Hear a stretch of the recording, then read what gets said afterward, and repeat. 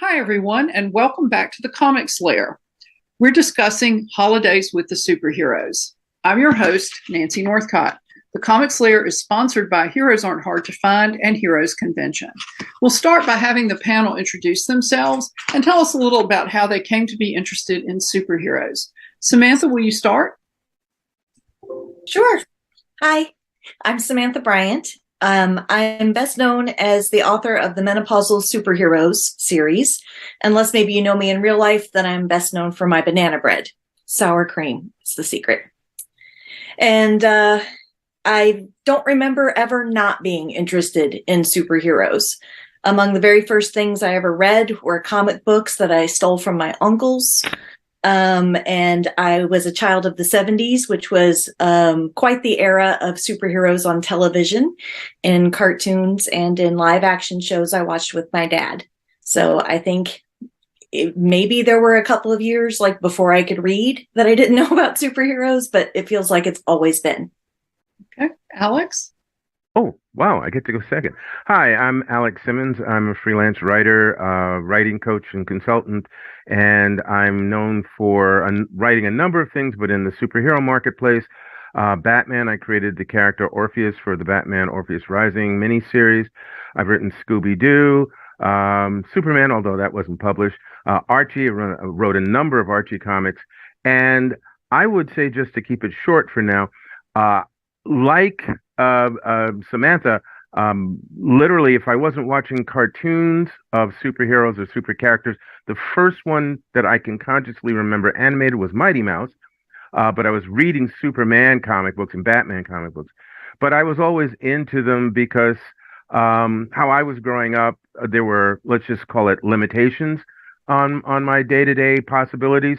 And so superheroes gave me a sense of being able to escape out of that and to affect society in a positive way and be a hero and help people and all that good stuff. So you start out wanting to make a difference, and what the heck, you get hooked on it. Okay, Kelley? My name is Kelley M. I am a freelance horror artist and author. And I also go by Morbid Smile Art. I've been into comics probably as long as I can remember. My dad was a big Superman comic book collector, and my mom collected EC comics, the old horror comics with Tales from the Crypt.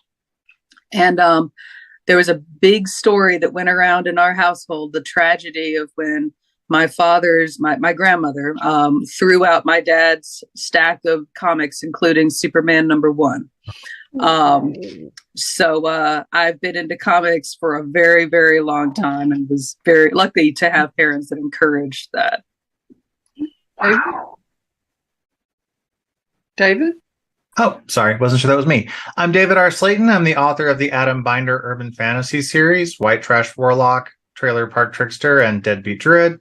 I have been a superhero and comic fan my whole life. Really superheroes first, because comics were kind of rare in Guthrie, Oklahoma in the 70s. I think a lot like Samantha, I grew up with the old Wonder Woman TV show and the old Batman TV show and reruns, and really cut my teeth on all of that. So superheroes and comics have become a big part of my identity later, but happy to be here.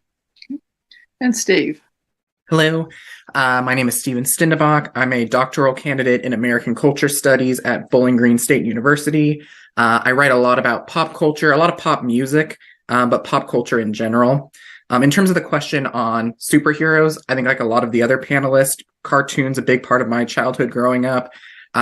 But I'm from like a different era. So like Toonami was the big thing for me, which had a really nice mix of kind of traditional American superheroes like Batman Beyond, Batman the Animated Series, Justice League Unlimited, mixed with a lot of like anime heroes, Dragon Ball Z, Naruto, and then some like Cartoon Network originals like the Powerpuff Girls.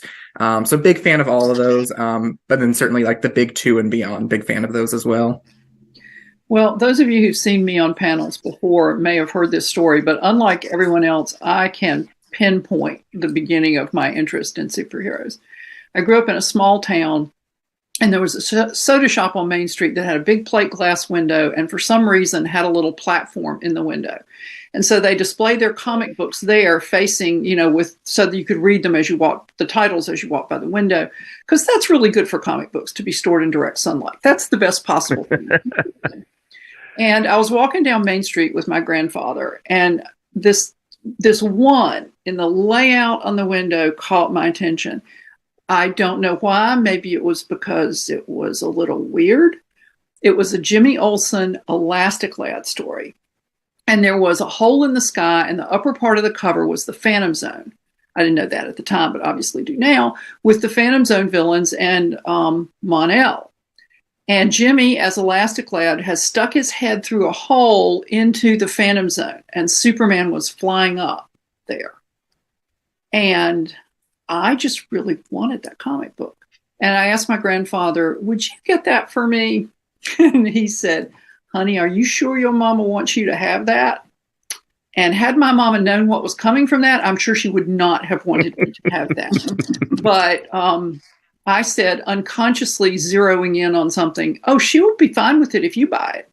And so she threw out my comic books from time to time. She was not keen on the whole comic book culture.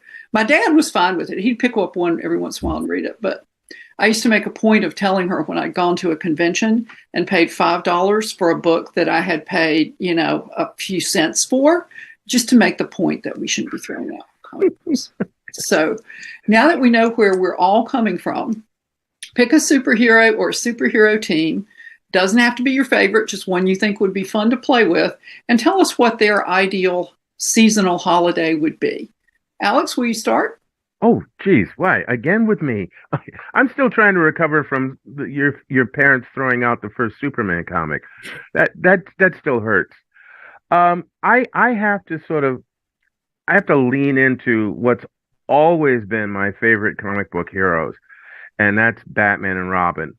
I just at one point in my life envisioned growing up to be Batman, and then at another point I realized I was old enough to be Batman. And then at a third point, I realized I was the parent that got killed so that my kid could become Batman. So it's stuck with me throughout my life, no matter what I do. But Batman and Robin being the original Robin of Dick Grayson, as opposed to the other two or three. I just tend to think that the Batman the Animated Series did something that I would envision, which is a night patrol. They realize it's Christmas Eve. Maybe in my world or in my imagination, a crime would be at a lull for some strange reason. This particular night, there's really not a great deal of villainy. And so they're actually able to zero in on some, let's just call it, disenfranchised folks having problems, and them using their abilities, skills, and whatever to affect that. And I think, again, because of the Batman that I grew up with didn't need as much therapy as the one that exists now, it wouldn't take him that long to get into it and to really sort of enjoy it. And him and Robin eventually have let's call it maybe around midnight or 1 a.m. or something like that, where they've done a series of good deeds. They're on some steeple somewhere, enjoying some hot chocolate and taking in that, they have made a difference, and in their own way, they've delivered some presents to Gotham City. That would be my sort of vision. Okay. Kelley? I was thinking, and for me, I think probably the best, one of the ones that I would love to see would be a really cool, like an Arkham Asylum Christmas. That I'm all about the Arkham inmates. And so I would love to see just, how wild and wacky that would be. You just, kidnap some guards, put them aside and take over the place, and maybe decorate Jeremiah Arkham like a Christmas tree and make him stand there, and just, just the wild and wacky hijinks of that, and how, of course Batman will come in and stop it eventually. But the entertaining part of just seeing how creative you could get with, turning the holiday into this big, bright, festive thing, and not making it go super dark, like keeping it more like BTAS, Batman Animated Series style, not going super dark. I don't want Serious House on Serious Earth style Arkham Christmas, but to just, something cool and wholesome, some wholesome Harley and Ivy moments, some cute, like just interesting character interaction would be fun. Maybe the Joker's not there, so it becomes like a little more wholesome than it would be if he was on hand. I would love a story like that. David? I really love I love it when two disparate groups can get together, like what Kelley's doing, kind of, or maybe something like the Legion of Superheroes, which has had multiple versions over the years. I think it'd be really great for them to have like a big Christmas dinner where dimensional travel or time travel, all their different iterations get together for one big meal and feast, and like all the different versions of Brainiac 5 getting to communicate and talk to each other. And I think that'd be really cool. Back in my day. And not die, because there was some miniseries where all these incarnations of the Legion ended up together and they were all dying at the end, and that's a cheery story. I know, and I hated that. I really love the Abnett, the DNA run, for example, and that version just kind of got retconned out, of course, in one of the many crises. Yeah, I'd love that. So you're more of a Paul Levitt kind of guy, huh? Kind of, yeah. Yeah, gotcha. Yeah. Steve, what about you? So I was thinking about going around Black Panther and kind of around that mythos. And one thing that I really like about the Black Panther kind of like lore and story is the connections he has with his ancestors. And so I thought one thing that could be fun is if it was like a Dickinson Christmas Carol retelling with Black Panther, but instead of talking with like the ghost of Christmas, like past, present, future, or whatever, it's different previous incarnations of the Black Panther. Right. So like maybe he gets to meet with T'Chaka, his dad, or Bashanga, the first Black Panther, or maybe even just create some new Black Panther title holders that haven't been introduced yet. And in terms of, I was thinking about how that could relate to T'Challa as a character. Perhaps this could be placed in the mythos before Wakanda kind of reveals itself to the world, right? And essentially, it's like the ghost giving him the pros and cons of what Wakanda would be like if they became kind of more of a global known entity. Like, of course, the comic goes after that. So I thought that would be a fun story. Again, just having those interactions between T'Challa and some of the previous Black Panthers, I'd be interested in seeing. Okay. Samantha?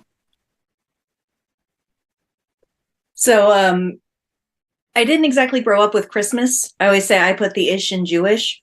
But I married into pretty hardcore Catholic Christmas. And so I've been doing it for almost 17 years now. How did that happen? But I think the Christmas stories I always enjoy are the redemption, bring the family back together, forgive each other kinds of stories. Mm-hmm. And so when you put this question out for us, I was like, well, that's got to be a Batman story then, right? Because who needs redemption and forgiveness more than that screwed up family? So I had this whole like multiverse canon thing going where like Alfred decides that everybody needs to make peace with each other, and he makes them all come. And because, this is my fan fiction, I can do whatever I want, right? I've got all of them, like all of the Robins, and they're there as Robin and Nightwing somehow, and I imagined it being like, Bruce is just like, having to, with all the drama coming back in, but everybody gets their little moment of like expressing their hurt and finding their peace with each other. And then we bond again over how much we love Gotham and, how much we love trying to save our twisted little town. And, then we get our happy redemption holiday feelings. I like that story, and it's. Oh, sorry, I didn't mean to cut you No, off. go ahead. I like that idea, Samantha, and I'm kind of blanking on who the author is. It might be a Scott Snyder story, but I know there's kind of like a small short story one shot of, I think, the Bat family coming together to do like a group portrait, and so it's kind of like all of the weird side characters like doing interactions together leading up to the group photo. So I was just thinking of that issue. Yeah. There's a really sweet. If you guys can remember the details, send it to me. I want to look this up. That sounds like fun. I'll dig it up for you. Yeah, I have it somewhere. Well, if we're going to do that, then I think it was Kelley. Yeah, you mentioned your Arkham Asylum event, and Batman the Animated Series. There's the episode where I think it's a Christmas Night with Joker, I think that's it. Yeah, Christmas with the Joker. Where he escapes. So yeah, there's your setup right there. He escapes, and while he's off doing his thing, we stay with you at Arkham, and we have that sort of get together. So that's a wild one too. Yeah. Yeah, that's great. Batman's so it starts right after the Christmas tree rocket takes off. Yeah, right. Oh, I love it. Yeah. That would actually mesh in continuity really well. Mm-hmm. Yeah. I would be so here for that. That would be just great. One of my favorite teams is the Titans, who started out as the Teen Titans. And I mean, I'm old enough. I remember when they fought the Mad Mod on Carnaby Street. So it's been a while. But in all the various crises, some of the things that happened, one of the things that happened, which I personally don't like, I'm sure some people do, but I don't, is that Roy's daughter, Leanne, whose mother was the supervillain Cheshire, who's an assassin, disappeared. And when we came back from one of the more recent crises, she'd aged up. She had been a toddler. And there are all these cool stories about the Titans. I mean, she's got nicknames for them: Uncle Nightwing, Uncle Gillhead, which just annoys the living daylights out of Aqualad. And they're wonderful stories. And then they aged her up, and she became one of Catwoman's kind of proteges, nicknamed Shoes. And Roy doesn't know where she is, because we just got Roy back, because he was killed in, that 7-part. I blanked it because I didn't like it. So no one stays dead for long. Yeah. Yeah. Anyway, Roy was killed, and he came back in one of these recent crisis things that DC's been doing lately. And there's just a little throwaway line in a recent issue where Jason says something to him about, "We'll find Leanne." And I thought, Roy misses his little girl. And first I would make her a little girl again, because, hey, magic, Satana's in this universe, and if you can age John Kent up, you can age Leanne down. Mm-hmm. So I would do that. And then I would have the Titans decide that for Christmas, because Roy maybe says something about how he used to love Leanne at Christmas and how excited she would get. The Titans decide they're going to find Roy's daughter for Christmas. And they go out to do that. And then Roy, of course, figures out what they're doing. And, of course, we have this big emotional reunion somewhere involving a Christmas tree and lots of lights. And so that's what I would do. Excellent. If I could. I'd be so tempted to do that, like have it like the reunion between Kevin and his mom at the end of Home Alone 2, where they're like in the big area of New York in front of the giant tree. That would be just, you may as well. Yeah. I mean, go big or go home, man. Right. Yeah. You might as well just have the Rockefeller Center right there. Yes. I love that tree. I don't live anywhere near New York, so I've only seen it at Christmas like twice in my whole life. I have the unique distinction of, this is like maybe 5, 6 years ago.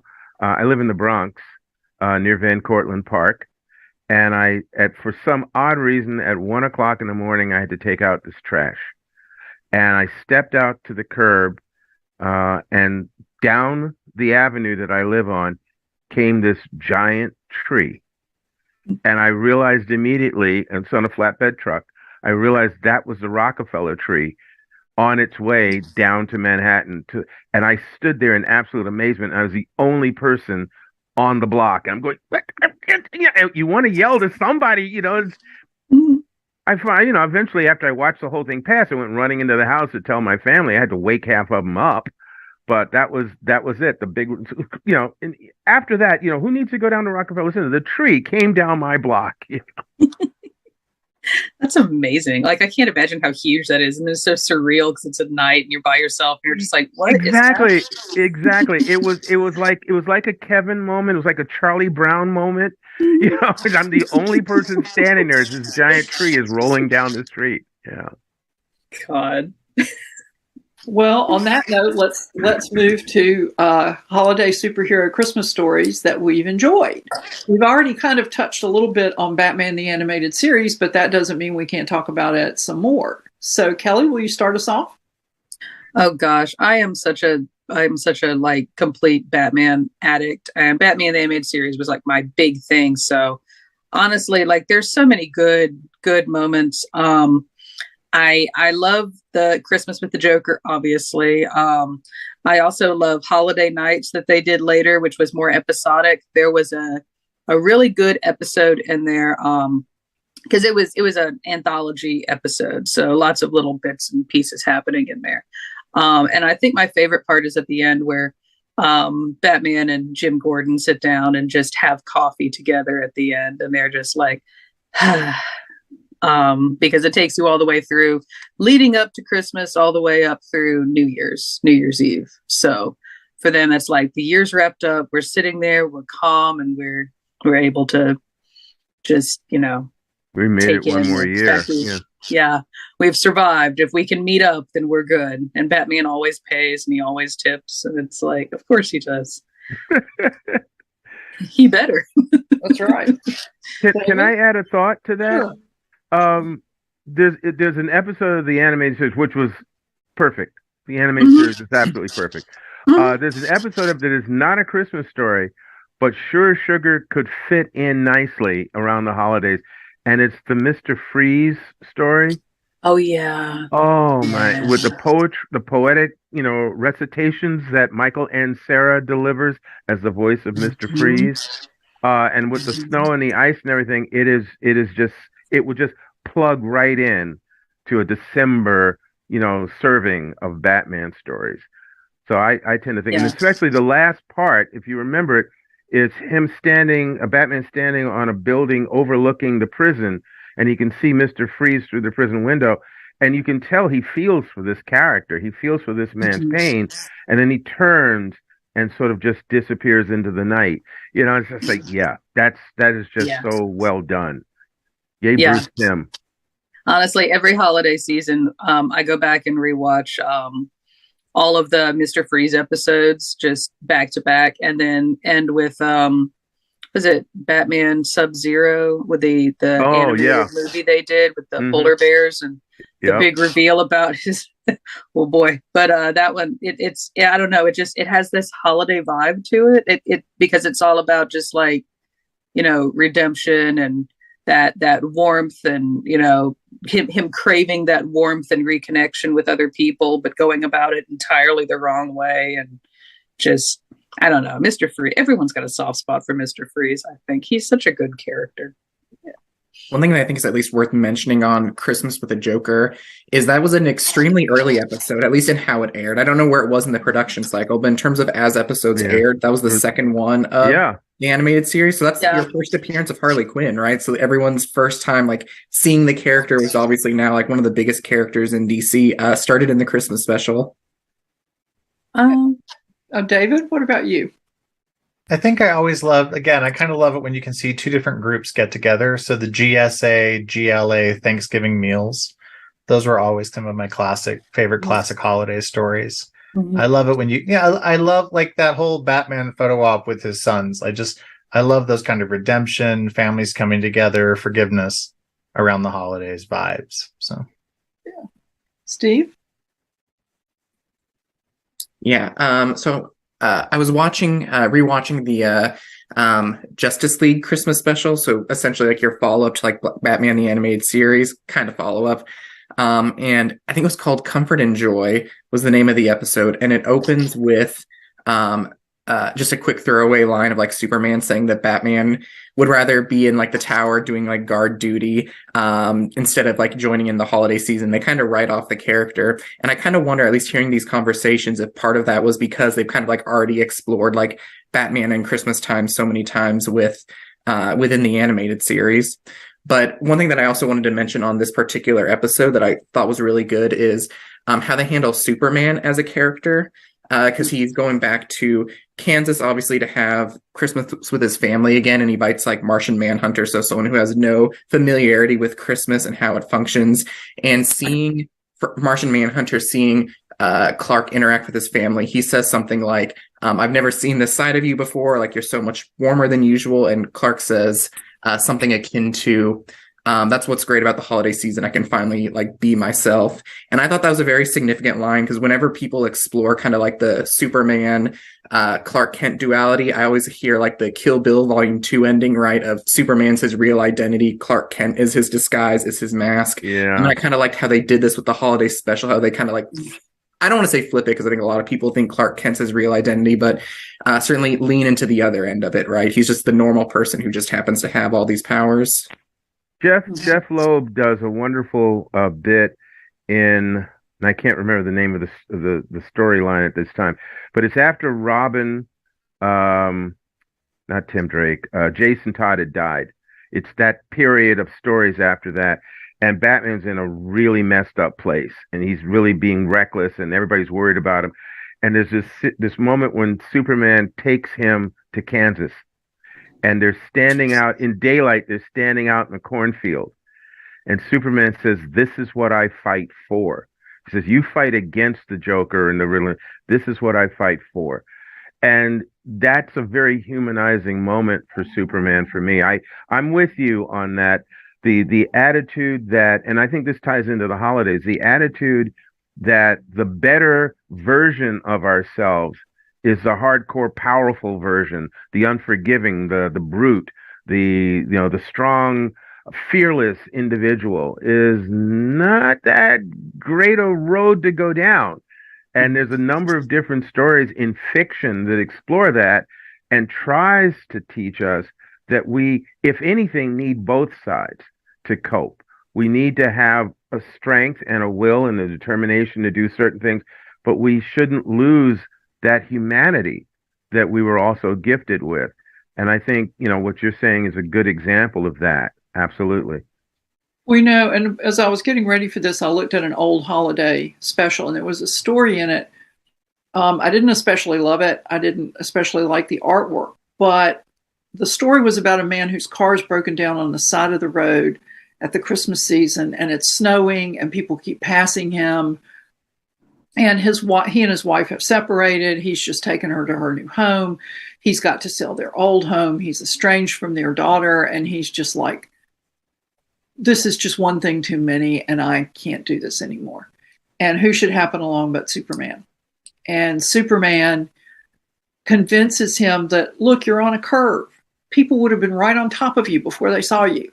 And then they can't break in all this snow and this ice. They could kill themselves and you too. It doesn't mean they don't care what happens to you. And under the guise of slowly thawing out the guy's engine block, he talks to him about taking a different side view, different perspective on things. And in the end convinces him, it was such, as you say, human moment. The man says, well, my daughter, she wouldn't want to hear from me. She won't care if anything happens to me. And Superman says, I think any orphan would tell you that they would do anything for another conversation with their parents. And I know a little something about that. And so in the end, he gives the guy directions. These people will take you in. They'll give you Christmas dinner. You'll love it. It'll be great. Take exit 20. And the last panel in the story is exit 20, and it says Smallville. That's where the story ended. Oh, Wow. Samantha, I think we've come around to you. So when you were talking about comfort and joy, I think the part, it's a difference in families, I guess, but the part that I remember is that there was a great bar fight.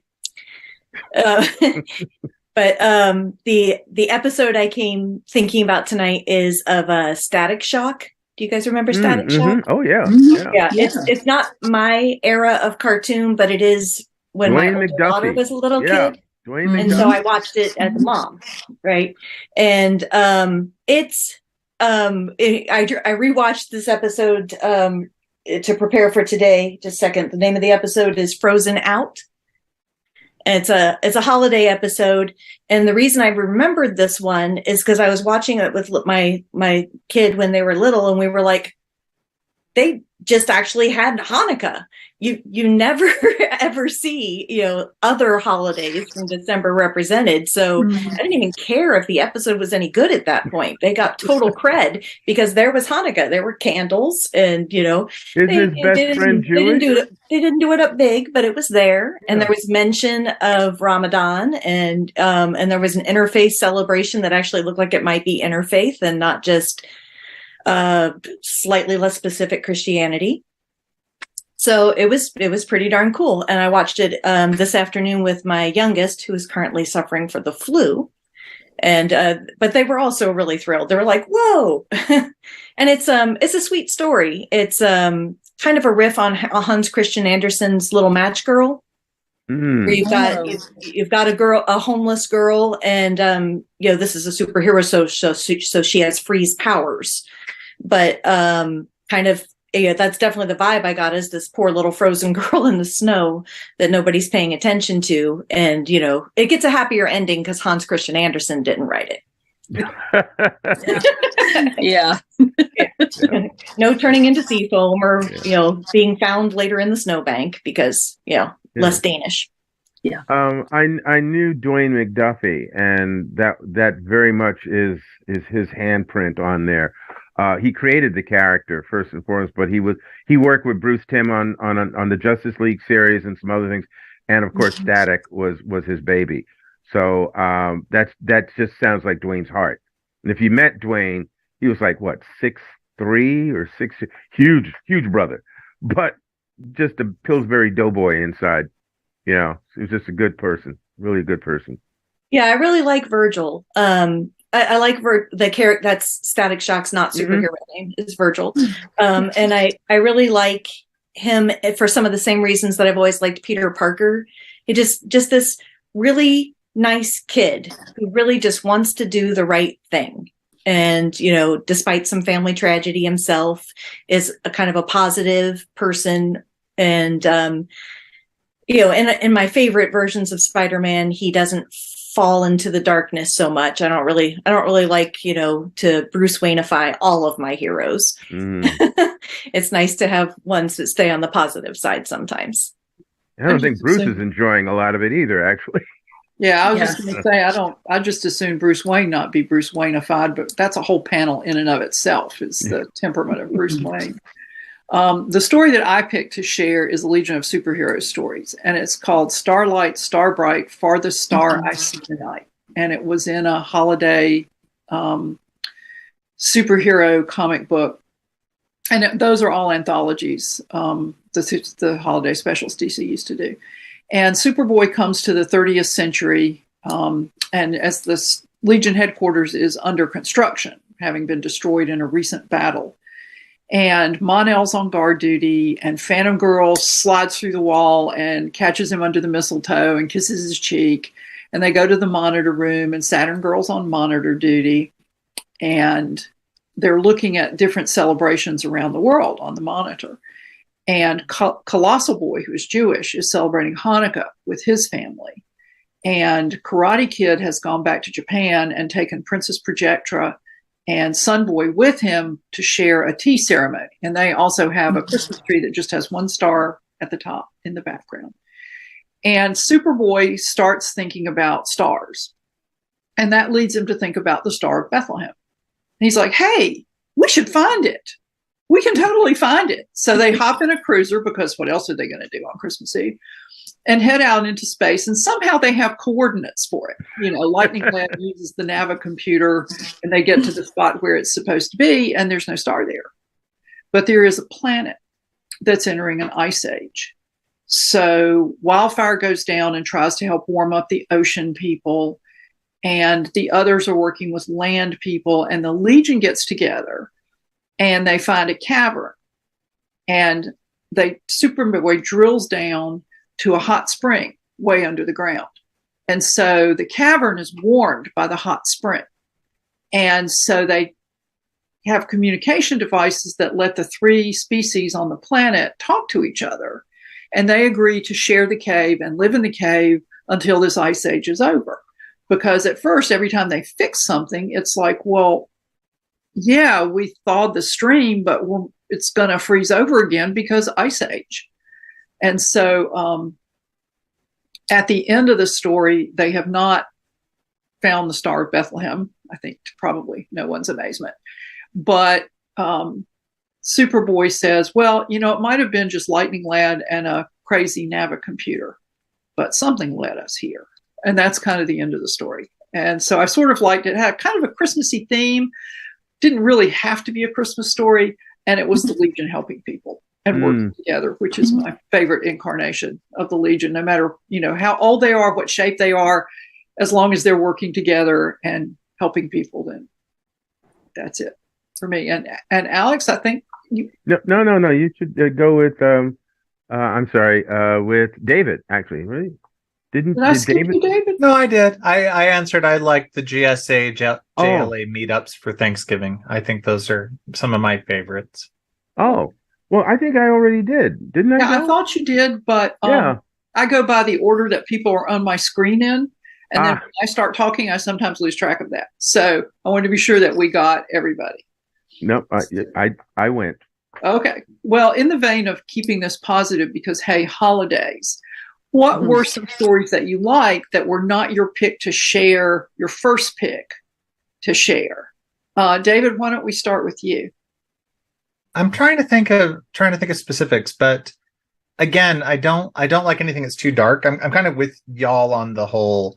I don't want, like, Batman's gotten too dark and grim for me. I'm at a point where I'm really into hope punk. I'm really into heroes being heroic. So anything where, like, anything is too cynical. Like, I recently tried to look at Batman Returns again, the second Tim Burton movie, and just the whole cynicism around the holidays in that. Like, the Penguin's parents getting rid of him in front of the Christmas tree. I'm really kind of over the whole cynical take on things. And so I'm shying away from those. Okay. Steve? Yeah, so again, I've been watching quite a few things just to kind of like prepare and remind me. And one series or one special that really stood out to me was this Teenage Mutant Ninja Turtles Christmas special from 1994 called We Wish You a Turtle Christmas. 21 minutes long, 15 minutes of it is just straight up music and singing. Out of those 15 minutes, maybe 1 minute of it I would listen to again. Like, it's very horrifying. The effect designs, the suits are definitely not Jim Henson. The budget is much lower. The teeth are always really prominent, like the teeth in the costume. And I listen to a lot of like reggae music, a lot of ska music. And so the song that really like stands out to me in that is this really cringy, hard to listen to like dance hall reggae track called Deck the Halls with Pepperoni. It's the perfect mix of horrifying, really bad, terrible songs, and then also reggae music that just I really am drawn to. I'm sorry, is the medication wore off? I have to go find this. This sounds like it's on par with the Star Wars Christmas special. Yeah. Oh, My youngest and all their friends are very into the current iteration of Teenage Mutant Ninja Turtles: The Rise. So I will definitely have to find this to torture them with. There's also the obligatory the rap about wrapping presents. Oh God. Oh, all right. Okay. Samantha, what about you? My another one I considered was The Tick Loves Santa. There's several iterations of the Tick. This is from the animated series, right? And you can't beat the Tick for childish joy and enthusiasm about whatever it is that's going on. But what I remember about that one is how heartbroken the Tick was when he thought that Santa was committing crimes. It just broke his probably very giant heart. His little blue heart, yes. Yes, his probably very big blue heart because it has to pump that. Yes, that's true. That's true. He's nigh indestructible and quite large. Okay. I will just quickly say there's two things that I'll just say quickly. One is the Superman comic. It was issue number 64, which came out in the 90s and was written by Dan Jurgen. And it was a story where Superman, supposedly every Christmas, Superman goes to the Metropolis main post office to answer some of the letters that he receives throughout the year. And he goes through a series of them, and he gets this one letter from a little boy who's saying that his father is very ill and dying. And because Superman can do anything, he begs him to come and save his father. And so Superman has gone through a number of other things, and by the time he gets to the location, the father has already passed. And so the story is really about Superman trying to help the boy understand that certain things happen in life. And in this case, it's what do you do with the life that you have, you continue with, and what do you do with the memories, and that he's not a god, that he can just do certain things and he focuses on helping people. And it's really about the boy just sort of coming to terms with, as children learn sometimes from their pets passing, of how to cope with the death of a loved one and still continue on. So that one was one of my favorite sort of Christmas stories around that character. And then quickly, because we were saying nonsensical stuff, these are guys who are not super powered, but they're definitely heroes. And again, from my childhood, the Lone Ranger and Tonto. And this was very much, we do the right thing because doing right is what you're supposed to do. And you always help people no matter what the situation is, no matter what the odds are. And then once you've helped them, you get the heck out of town. You don't wait to be thanked. You don't wait for trophies and awards and rewards, because you've done the right thing by simply being there and helping, and then continuing to do that somewhere else. So I enjoyed this one story of, again, the Lone Ranger and Tonto coming across this kid who's trying to chop down a tree for his family, and they have, they have some bad guys they have to deal with, but also it's about not having a lot of money and what's really the value of Christmas.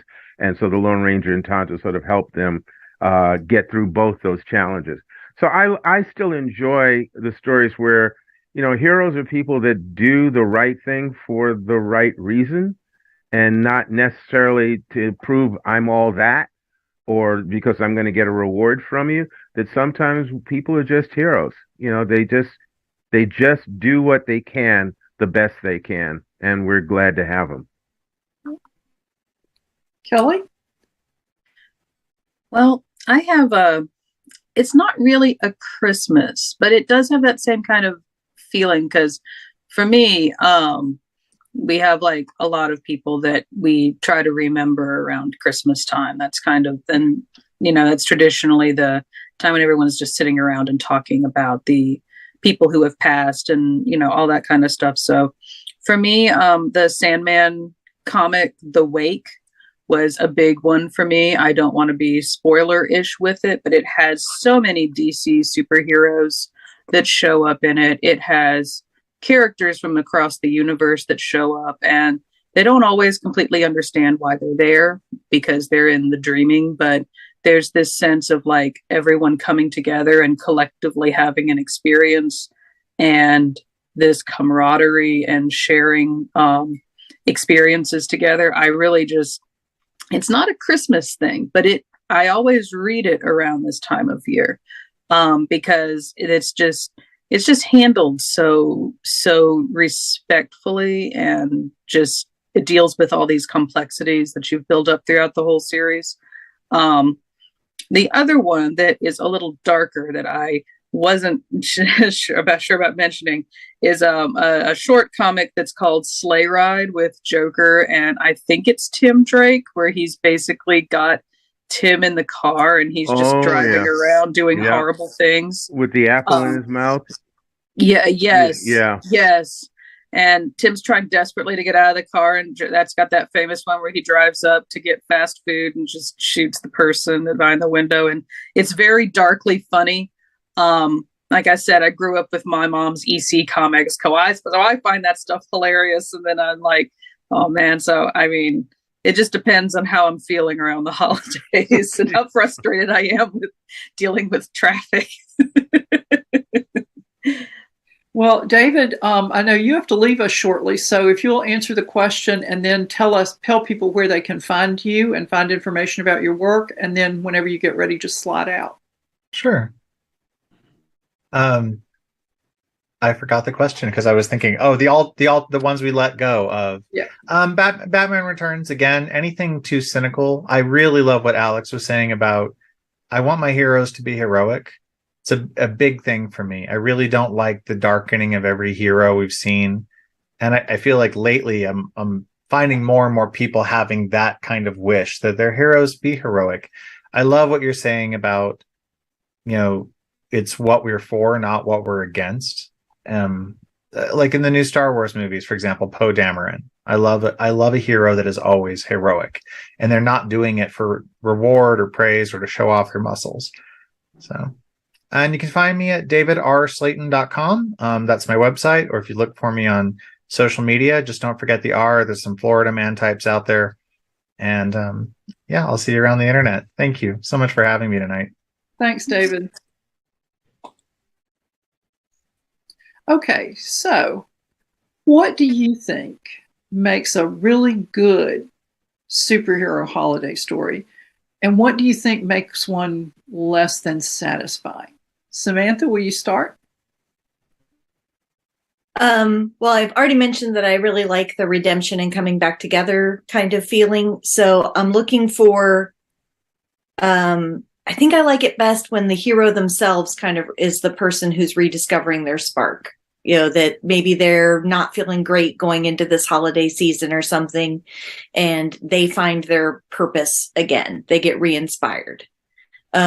Heroes are inspirational to other people, but I think I keep coming back to those stories, not exactly for that part as much as for watching somebody deal with being a hero. And having been in a helping profession, I was a school teacher for 27 years. When people were trying to flatter me, they'd say I was a hero. And I'd say, then get me some good gear. But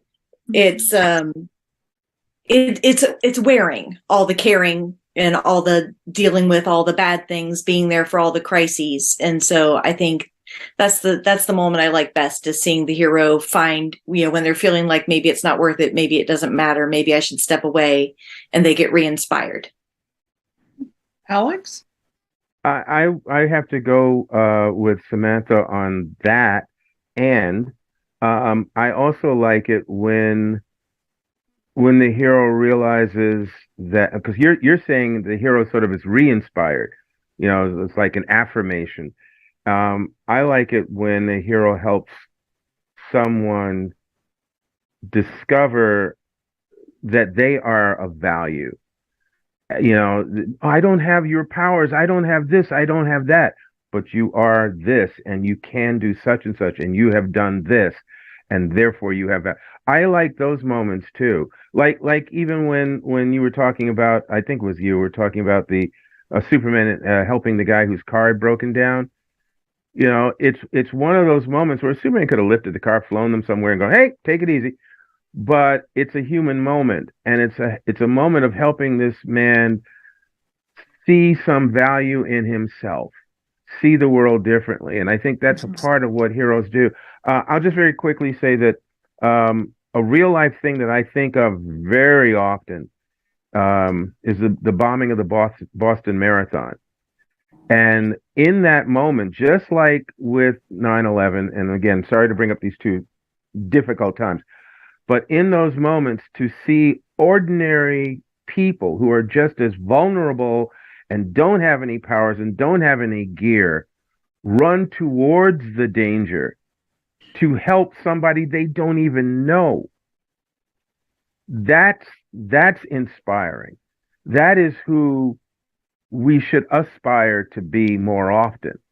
And certainly in these times when, as we know, there's more division being promoted, I prefer to see more footage of this other aspect of who we are, because I know it's happening out there.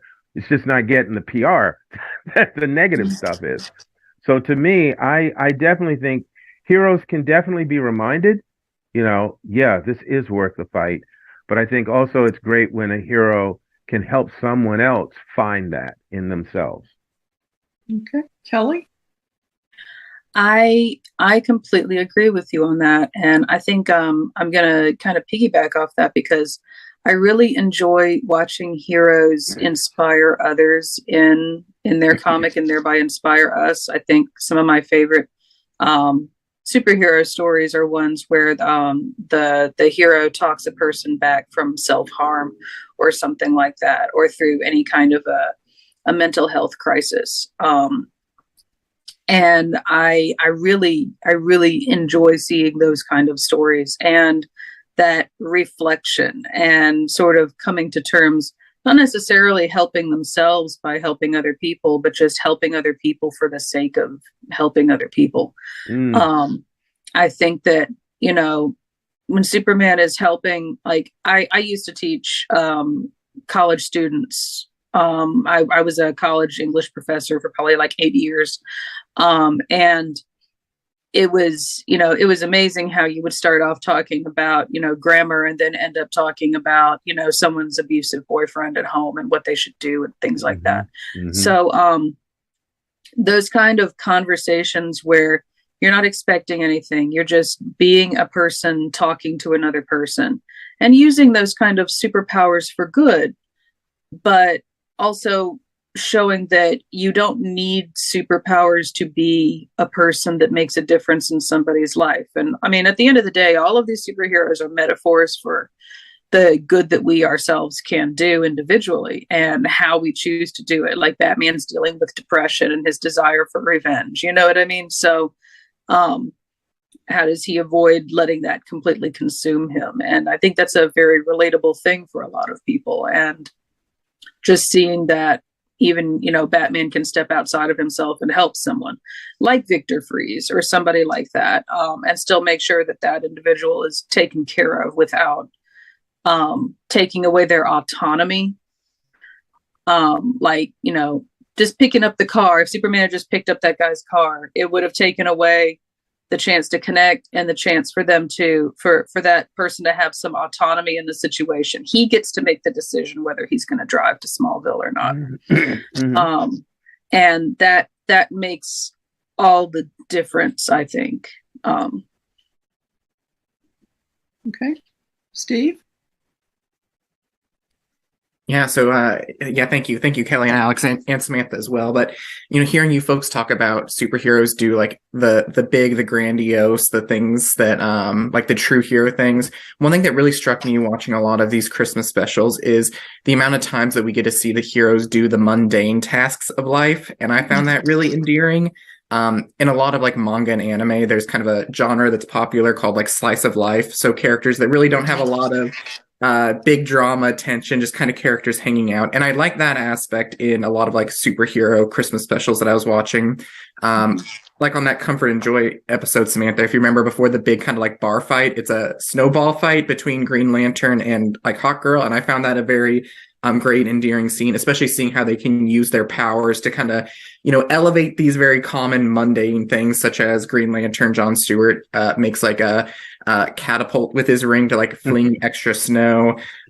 Things like that I find really endearing. A couple other ones I just want to mention before I pass it off, like going back to Superman back in Kansas, the fact that his parents still wrap his presents in a layer of like lead foil before doing the wrapping paper so he can't x-ray vision to see what he's getting. In the Powerpuff Girls Christmas special, like instead of using the oven to make like the Christmas cookies and everything, like the Powerpuff Girls just use their heat vision to cook anything. So whenever I get to see these kind of mundane everyday tasks performed by these, you know, extraordinary powers, you know, those are small details. I'm not saying those make great stories, but those to me make very entertaining stories, very memorable stories. They're great humanizing moments. Yeah, I agree with you. You had said, Nancy, at one point, you'd mentioned a TV series that you wanted to reference towards the end of this. And this seems like a great segue, too, because there's all of these elements in that series that you're going to. So I'll just let you, if you want to, still introduce it. Well, I think you just did a great job of introducing it, and it's Hawkeye. So, Alex, why don't you start us off with Hawkeye? Well, I mean, I think it's. I enjoyed the TV miniseries, and part of it is because it's definitely a Christmas story. It's definitely set in the Christmas time period. It's family, Hawkeye's family, and we know he's all about family. And they're trying to enjoy just a normal existence after the extraordinary in-game battle. And then, as will happen with anyone in this profession, you know, bad people show up, bad things happen, and suddenly you're drawn into this.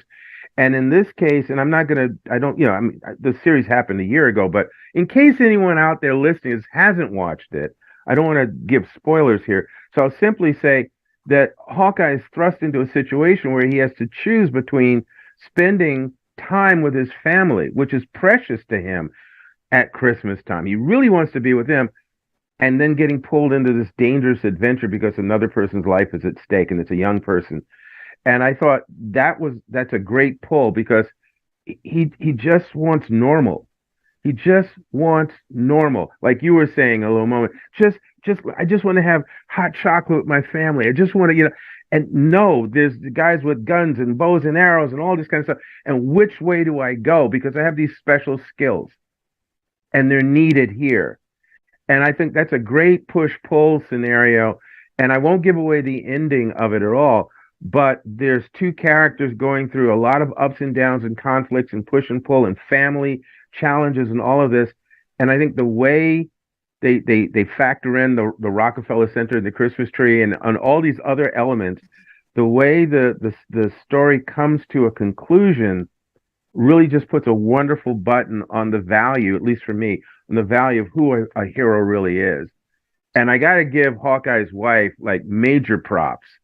That lady rocks, because no matter who comes by her house, no matter what the situation, she goes, "Hey, take care of business, baby, and then get home." So I'm all for her. I'm all for her. Anyway, like I said, I don't want to give any spoilers. Yeah. Well, at this point, that's very considerate of you. But at this point, if people haven't watched it, they better hurry, because Disney Plus might take it off of streaming. Hey, go ahead. Yeah. But one of the things that I really liked about that is, as we were talking about earlier, holidays accent loss. At the holiday, you remember the people who aren't here this year, who were here last year.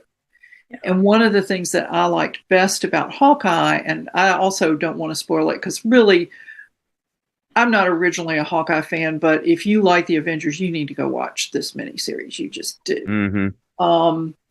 Was that it was finally, we got a sequel, a catharsis, a reaction to the death of Black Widow.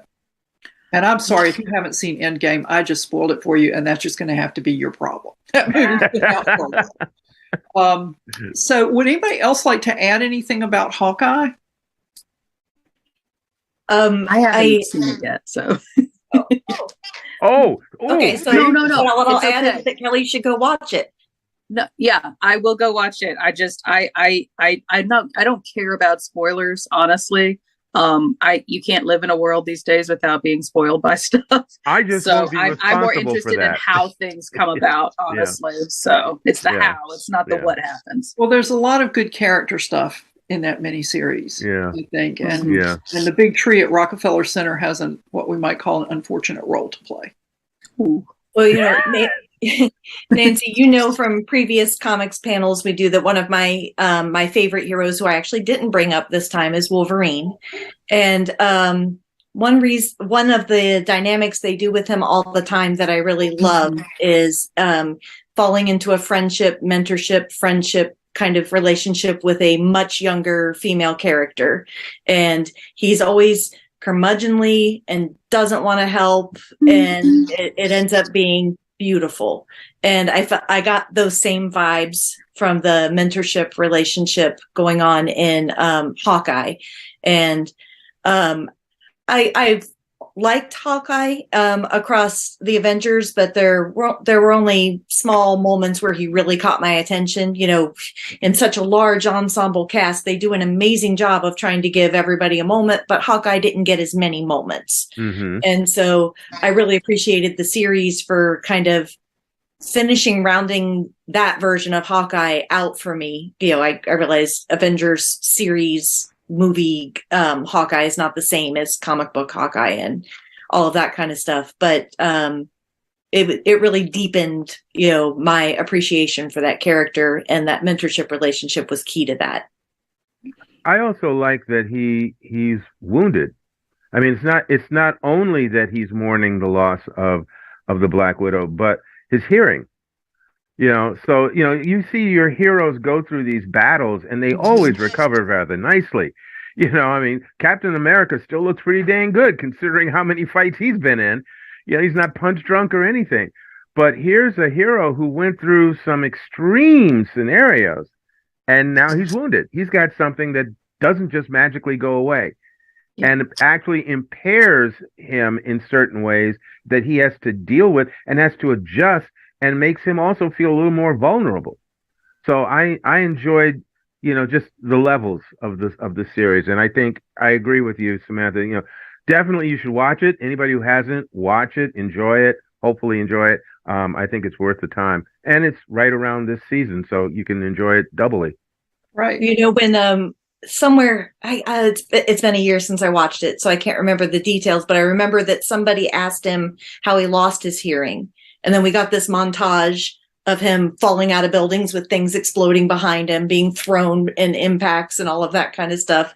But the character doesn't really answer. He just he remembers all that, and he's like, I don't know which one cost me my hearing. I think it was kind of the cumulative effect. Steve, did you want to add anything?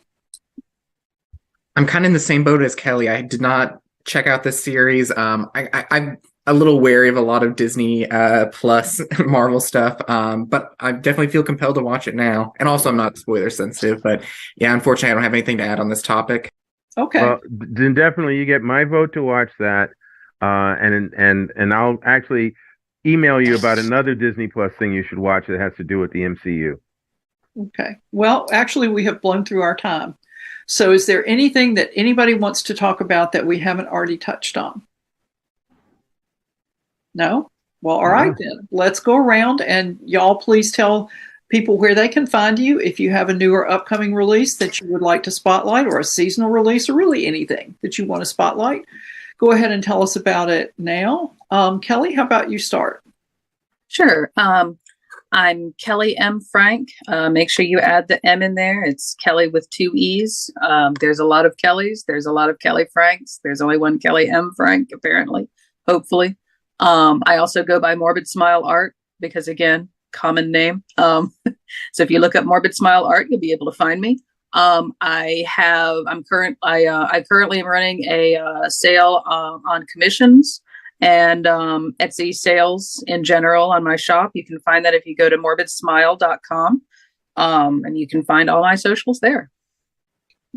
Steve?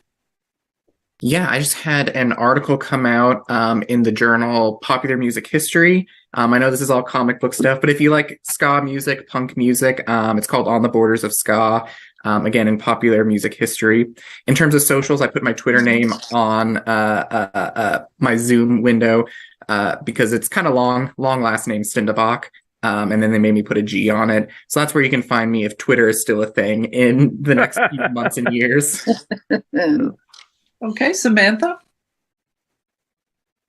So when I saw Steve do that, I stole the idea. So I put my Twitter tag on there too, Samantha B. Writer. I also use that one on Instagram, Counter Social, and Mastodon. So, try to be locatable. You can find more about me and my work at SamanthaBryant.com. It once upon a time was a mommy blog, and now is a very awkward website, but it'll give you links to all the things. I'm currently writing the 5th and final Menopausal Superheroes series novel. And if you're interested in a Christmas story related to it, then you should sign up for my newsletter before December 1st. And you'll get Oh Scaly Night, which features Patricia, the lizard woman of Springfield, whose idea of Christmas involves violence. Alex, what about you? And eating flies, right? I'm sorry, what'd you say? What about you? Oh, me. Yeah, okay. Okay, so I'll start out by saying that you can find me on Instagram and Twitter, and I put mine in here too at Alex Simmons Says. I also have my website, which is simmonshereandnow.com. And, well, actually, what's just happened recently is the paperback version of the anthology Black Panther Tales of Wakanda just came out in October. So it's on sale now. It's a fat book.